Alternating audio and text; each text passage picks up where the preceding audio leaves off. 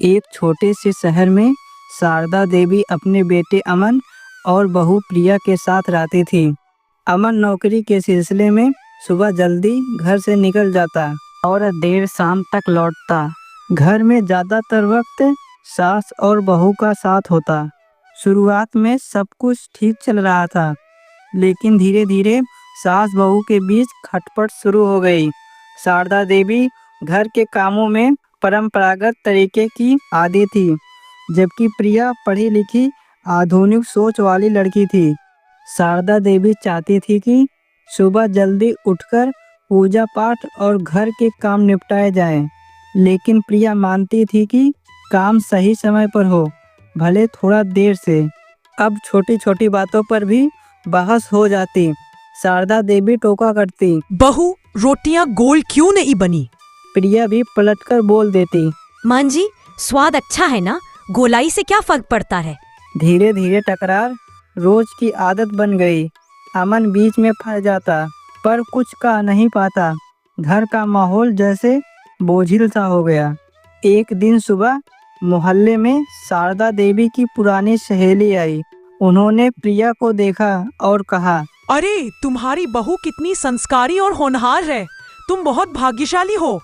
यह सुनकर शारदा देवी चुप हो गई। उसी दिन शाम को उन्होंने मोहल्ले की एक औरत से सुना कि प्रिया पड़ोस की बुजुर्ग आंटी को रोज दवा देकर आती है।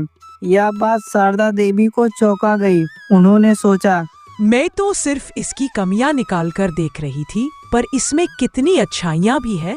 इधर प्रिया के मन में भी उथल पुथल चल रही थी। वह सोची, माँ जी हमेशा डांटती हैं, शायद मुझे पसंद नहीं करती, पर क्या मैं भी अपनी जिम्मेदारी निभा रही हूँ?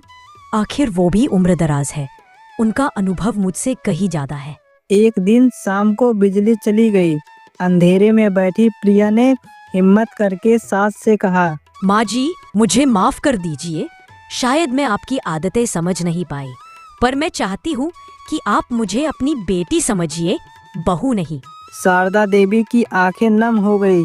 उन्होंने प्रिया का हाथ पकड़ते हुए कहा, बेटी मैं भी गलत थी, मैंने तुम्हें पराया समझकर दूरी बनाई।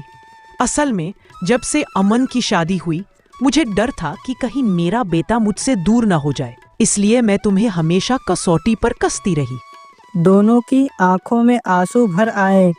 उस दिन से रिश्ते की नई शुरुआत हुई। अब घर का माहौल बदल चुका था। सास बहू को अपने अनुभव से सिखाती और बहू उन्हें नई सोच और तकनीक समझाती। रोटियां गोल हो या ना हो, दोनों मिलकर हंसते हुए खाना बनाती। अमन जब शाम को घर लौटा तो दोनों को हंसते बतियाते देख उसका दिल गदगद हो गया। सीख कहानी का सार यही है कि सास बहू का रिश्ता जंग का मैदान नहीं, बल्कि दो पीढ़ियों के अनुभव और नई सोच का संगम है। नेक्स्ट वीडियो के लिए चैनल को सब्सक्राइब करें।